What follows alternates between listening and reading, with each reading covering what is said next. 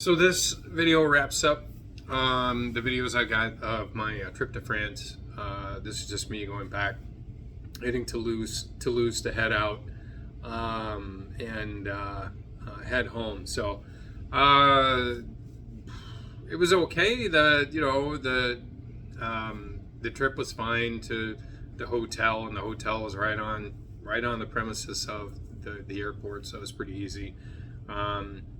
Kind of a bit hard to find a place to eat. I went to some sketchy place, really sketchy place to eat. It was one of those, it looks like a money laundering place. It was a huge place, and I was the only one in it. And but I guess it was Sunday night. Sunday night.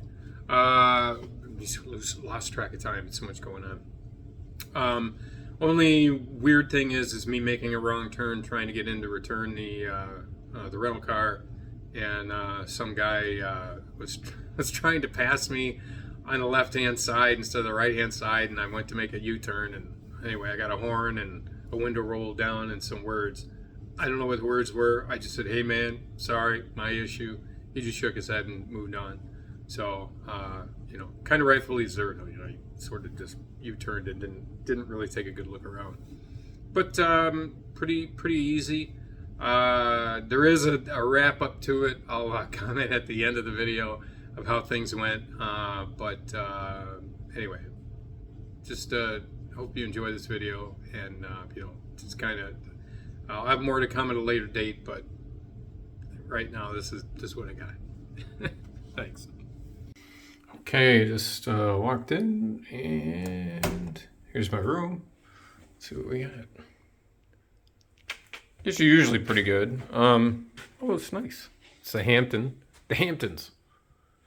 So, yeah, I made it. Now I gotta go. Let's see what's going on here. Oh, it's the airport over there. Kind of neat. So, oh man, I'm tired. So I drove the second car. Drove in it, and man, it was a hell of a lot faster than I thought it would be. The guy I was driving with, who owns the car, is 78, and he didn't hold back. He definitely slammed it like a race car in the open road. We were passing people like crazy. Anyway, I got to drive it around. Certainly didn't drive it like he did, but it was pretty good. So.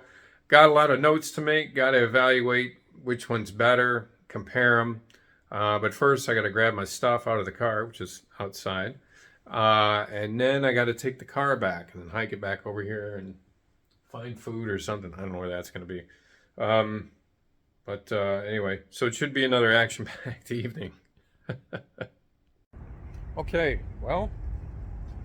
Kind of wrapping up. I'm in Toulouse. Just went to dinner and at the airport. Well, it was at some place kind of in the outskirts of the airport with seafood. But they did have my favorite beer, which I didn't get totally nutty, but I had some. I really like it. I like the Belgian blonde beers.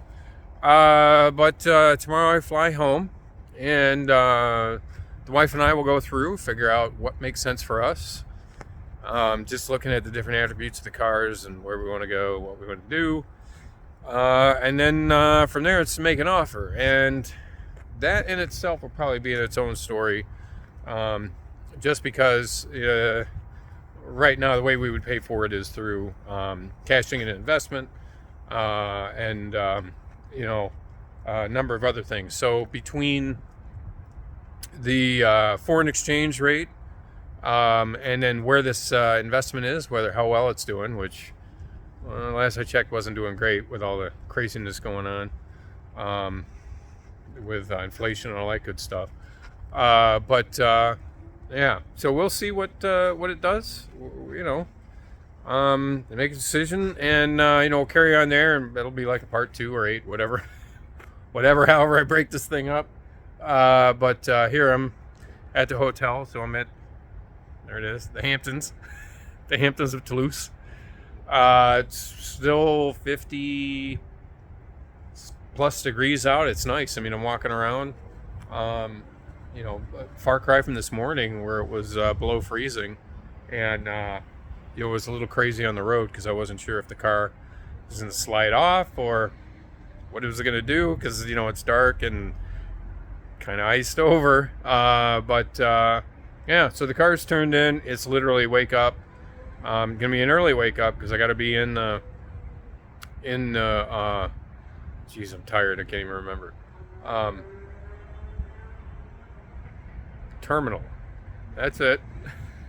The terminal tomorrow at about 5 in the morning. So that's okay. I mean, everything's pretty much ready to pack. I just have to change clothes, clean up, and zip out the door. But anyway, it's been a good, fun journey. Now comes the hard part, and that is pick a car, and most hard, pay for it, and then pick it up and get it home, and then get it in a place at home. There's a lot still to do, so we'll see. Anyway, I'm sure I'll dig it. I'm looking forward to it.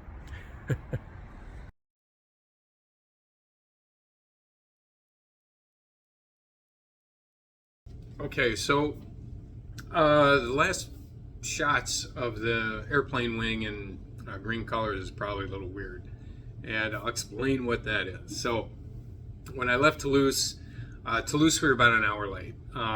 Frankfurt was a disaster, and it had been all week. So we left an hour late. I had a layover of an hour and some change into my connecting flight. But as just before we left, my connecting flight was delayed. So we got in an hour late. I made it to the gate of my connecting flight, and it ended up getting delayed an hour at the gate. So everybody sort of wandered around, and then we got on the plane, and we're waiting, and they came, and the weather was just a disaster. So they de-iced the plane. We're waiting, and the captain gets on the radio or the intercom and says, "Hey, yeah, we got a problem. We got to wait. Since we didn't have anyone to push us away from the gate, we have to wait for the de-icer to come around, and he's got some 60 airplanes to do." So we sat on the airplane in the gate for another 3 hours, and then finally they came by, and then we got off. So long day. In those 3 hours, you got a bottle of water. We didn't get food till we took off in the air. Everybody was a little grumpy. Oddly enough, though, no one complained, no one carried on. From what I saw, everybody was just a little grumpy, like you'd expect. But yeah, by the time I got home, it was we were about 4.5, 5 hours late, and then to make it even, just put it over the top, they lost my luggage. Actually, that's not true. They knew where my luggage was. They just didn't put it on the airplane. I got an email that said, "Hey, your luggage is still here. It'll fly in tomorrow, and then they'll drop it off." And somebody dropped it off at my house midnight the next day. So I did get all my stuff back. Fortunately, could be much worse, but kind of a goofy ending to a story that is a little weird in itself. Just racing across France within 2 days. Look at 2 cars and then bolt home. So anyway, that's a wrap up for at least the investigation of the cars. As I said at the beginning of the set here, I'll document the purchase of the car and it coming to me. That is going on right now. Anyway, just trying to figure out all the correct documents I need, and in that, I already have it outlined what the import-export requirements are and documents in that, but as far as selling the vehicle from somebody in France to me, that's not totally clear. So we're going through that, and then doing wire transfers and all that good stuff. So hopefully it works out good. I'm looking forward to it. I will have to find a place for the car. This was sort of I'm like, if you build it, they will come sort of approach that.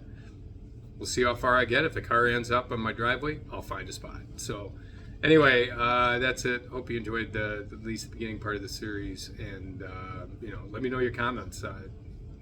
Definitely, nothing I've done before, so appreciate any thoughts. Thanks.